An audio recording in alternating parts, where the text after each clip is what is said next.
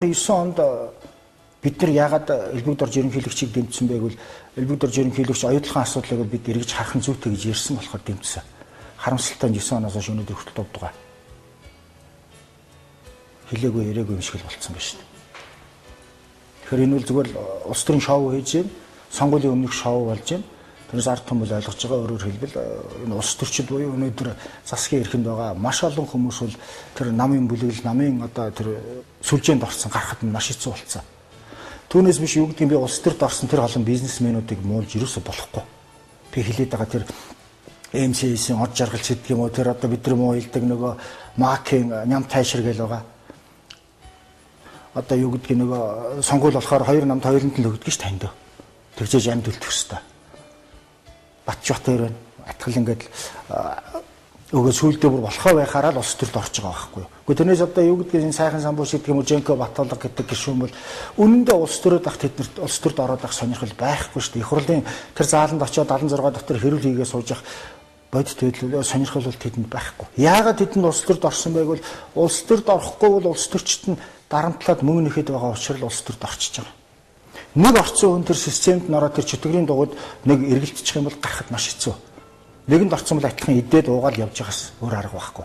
Тэрнээс хууль нь шудраг үйлчилдэг байсансан бол нэг улс төрчин бизнесмэнээс мөнгө нэхэд би чамд өгөхгүй яалаа гэж өгдөг юм бэ? Би татвараа шударгаар төлдөггүй яалаа гэж өгдөг ингэж хэлэх тийм эрхтэй байсансан бол өнөөдөр улс төрд орсон энэ олон бизнесмэнүүд, энэ олон бүхчүүд бүгд их хулаас гарна. Зүгээр л тэр бизнесээгээ сарын 10 сая 20 сая төгрөгөө олоод явж байхад тэд нар амар шүү дээ. Тэгэхгүй болохоор энэ хүмүүс ороод байгаа. Түүнээс биш одоо би нямтайшд буруу өгч чадахгүй шүү дээ. 2000 онд 2 намд нь 50 сая төгрөг өгчөж байна. 2004 онд 2 намд 100 сая төгрөг өгчөж байгаа. Тэгэл одоо болохоор 2 хүүхдээ нэг намд нь өгчөж байгаа байхгүй юу? Аль ч намын засгийн эрхэнд гарсан макийг хамгаалаад үлдэн тийм ээ. Одоо жишээ нь юу гэлээ нөгөө хүүхдийн паркийн дарга нэг хүүхэн байгаа шүү дээ. Ман намын. Нөгөөх нь нөгөө нэг Монголын масны тэргүүн баяа хэн билээд дорногоо нөхөр. Нэг нь ардс нам нөгөө ман намд орчиж байгаа байхгүй юу? Аль ч намын засгийн эрхэнд гарсан өөрийн хамгаалтаа болчихж байгаа. Тэгээ энэ бол улс төр биш. Энэ бол зүгээр ард түмнийг доромжилж байгаа хэрэг. Ингэж болохгүй л дээ. Гэхдээ тэрнээс одоо бидний нөгөө муу хэлэл юу гэдгийг Монголын байгалыг сүйтгэлээ, эвдлээ, зүгээр авлаа, бороо гэлдэ ингээд байгаа тэр Батболд гэдэг нөхөр чи яг бод дээр өөрөөр анх улс төрд ороогүй л байсан юм шүү дээ 90 онд. Тэр хүний буруугаас болоод Монгол одоо 22 жил ийм болчихоогүй. Хамгийн эхлэлийн тавьсан нөхдүүдийн буруугаас болоод ийм байдалд орчиж байгаа байхгүй. Нэг нь тийм байдалд орцсон хүн эргээд улс төрөөс гараад юм хийнэ гэдэг бол маш хэцүү болчихж байгаа. Тийм болохоор юу гэдгийг энх хоёрын баримтчилгааны дараагийн баримтчилгаа том явагдана гэдэгт бол би хувьдаа нэг сайн итгэхгүй байна. Магадгүй энх хоёрыг дагаад далжганаад байгаа хэдэн нөхдүүдийг айлгахчих нь тэрийг бол харин баримтчилж болно. Тэрнээс манан өөрсдийнхөө бүлэглэлээс хин нэг хүнийг суг татж аваад ял өгөөд хорчин гэж би бол бодохгүй. Тийм боломж байхгүй. Тэгвэл бүгдээрээ хойноос нь дагаал явчих учраас сүлжээгээр тийм ээ.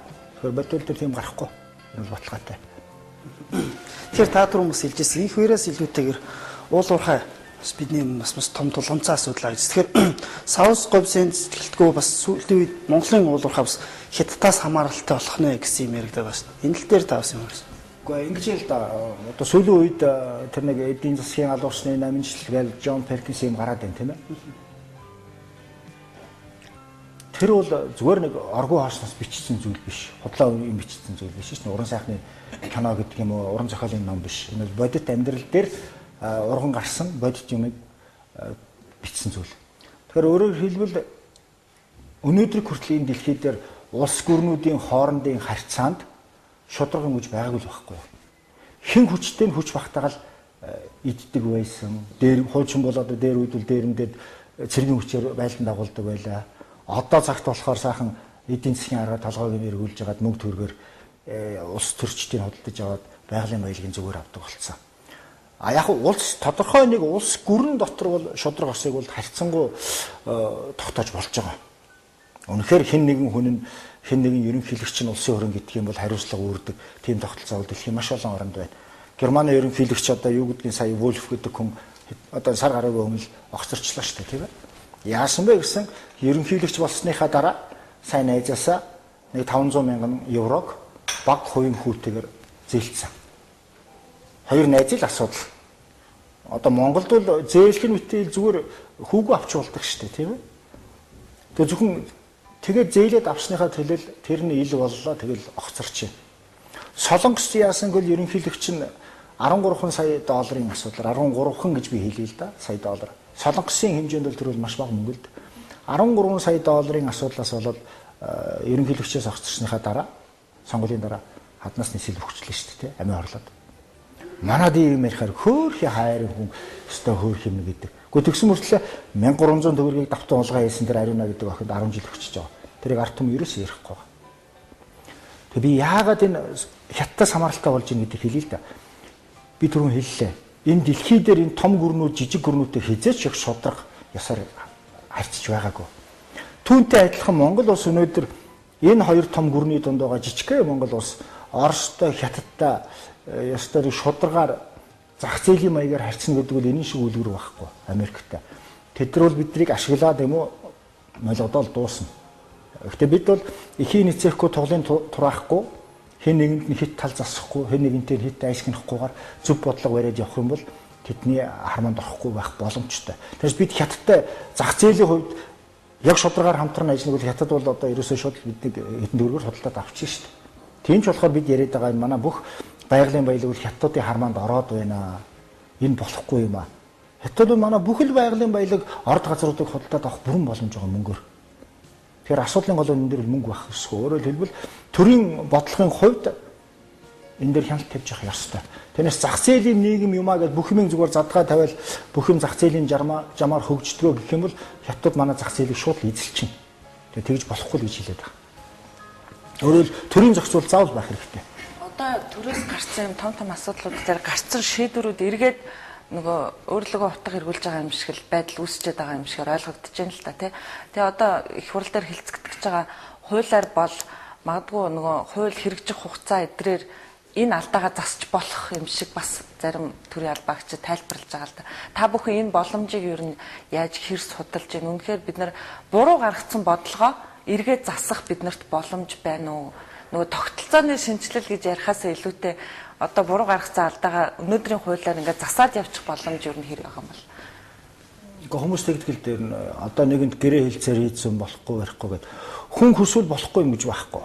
Тэр тусмаа одоо тэр нарийн хуульчд нь бол энийг мэдэн штэ. Би бол ерөөсөө зарчим үед ингэж ярих дурггүй. Асуулт тавихаар нэг хуульч хүн шиг яриад нэг мундаг эмч хүн шиг яриад ингэж бийж чадахгүй. Улс төрчин гэдэг бол ерөнхий шийдгийг л мэдж явах ёстой. А тэр нарийн хуулийн асуудлыг тэр хуулийнхан мэдэх ёстой. Би юу гэдгийг нэг малын ферм дээр очиод гахаан ферм дээр очиод гахаагаа ингэж үржүүл гахаадаа ингэж тижээлөг гээд гахааштай заах юм бол би онгонд орно. Өнөөдөр хүртэл Монголын улс төрчид бараг л тийм маягтай явлаа шүү дээ, тий.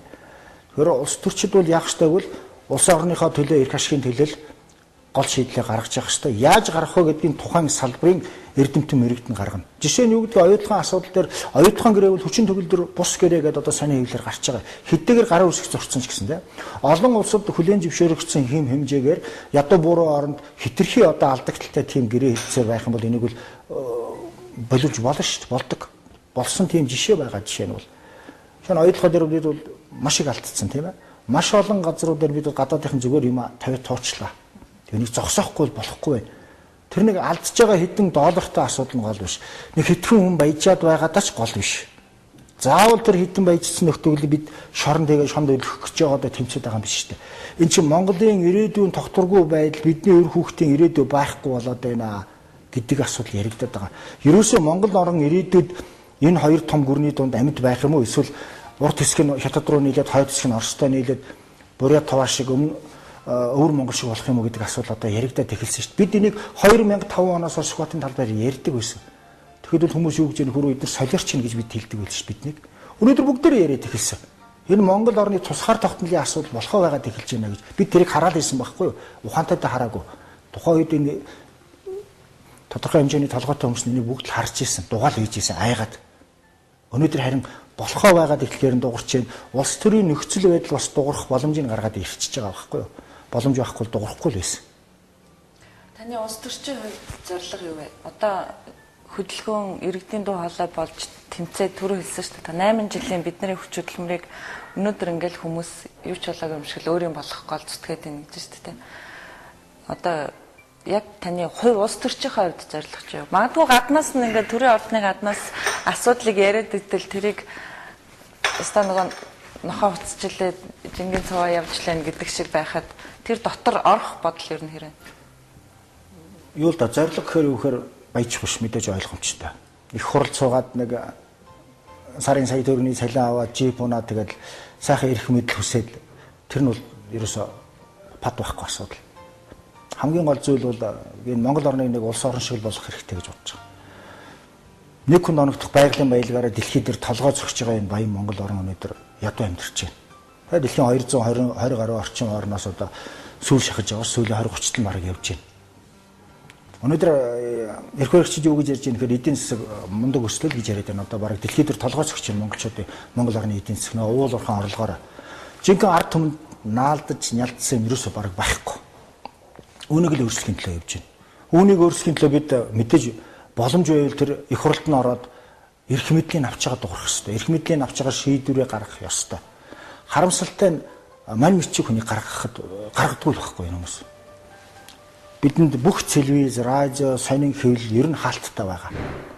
Хаалттай байгаа. Тийм болохоор би танарт баярлж гин гэж хэлж байгаа шүү дээ. Ингэж илэн далангуу урьж авчирсан үнэхээр баярлж байна л гэж хэлж байгаа. Юу л мэдээлэл харцангуй хаалттай байгаа учраас Facebook цахим хуудсыг их идэвхтэй ашигладаг л да таны хувьд. Яг үнэ одоо шинэ одоогоос хэдэн жилийн өмнө би YouTube дээр, Facebook дээр өөрийнхөө аккаунт пэйжийг гаргаж ирээд гаргаснаас хойш Монголын бүх улс төрчид намайг дураагаад Facebook дээр өөрийн аккаунттай болсон. Гэтэ өнөөдөр хүртэл миний Facebook дэх аккаунт бол улс төрийн хувьд сонирхож байгаа хүмүүс үед Монгол тасархай нэгж явж байгаа. Чингис хаан гэсэн юм байгаа, Гомсонгийн Арслан гэсэн. Гэхдээ Арслан 1959 гэсэн энэ хоёр дээр. Яагаад тэгэхээр над сонин хэвлэл би өөрийнхөө үзэл бодлыг чөлөөтэй гаргах над боломж алга. Мөнгөний төлөөд одоо ярьцлага өгөх тийм боломж байхгүй над. Тэгэхээр интернет бол чөлөөтэй болохоор тэгэл гаргаж байгаа. Тэрнээс боломж нь байсансан бол би өдөр болгон ядаргаанд бараг ортлоо интернет сууж явах над шаардлага байхгүй шүү дээ. Боломж нь байсан бол би тэр их хуралд нь ороод магадгүй тэр ерөнхий сайтын сууж ягаад энэ асуудлыг шийдмээр биш үү? Гэхдээ өнөөдөр ерөнхий сайд бат бол 63 оных. Ерөнхийлөгч Элбэг Дор 63 оных. Би 59 оны хүн. Элбэг Дор Жилвов төгссөн. Оросын нэг провинциалны хот гэдэг нь шүү дээ. Захын нэг жижигхэн хот.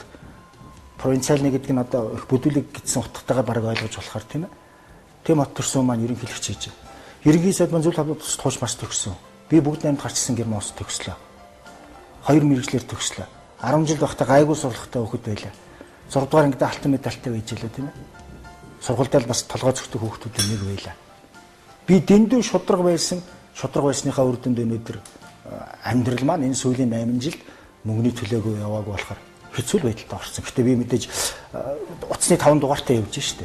Бүгдээрээ дараа төлбөрт биш урьдчилсан төлбөртөлтэй. Хүмүүс надтай холбогдоход өөрийнхөө сүлжээнд үнгүй ярих гэж би тэгж байгаа. Тэгэхээр өөрөөр хэлбэл энэ нийгмийг чинь өөрчлөхийн тулд энэ Монгол орн дотор байгаа олон шудраг хүмүүсийг л бид олж гаргах ёстой. Тэрнээс биш хүмүүс хэлдэг. Та нар ялгаа байхгүй улс төрд оронгуутаал тэгээд адилхан болчихно гэж. Ихэнх нь тийм болж байгаа харамсалтай. Гэтэ би буруу өгч чадахгүй. Ягаад гэвэл хүн болгоны тэр өссөн төрсөн тийм нүдэн дээр тэр ил биш үү? Ер нь бол ил байгаа. Гэхдээ надад нэг ил юм хилээтгэж чадахгүй. Та тэгсэн гэд надад хилээтгэл дээ.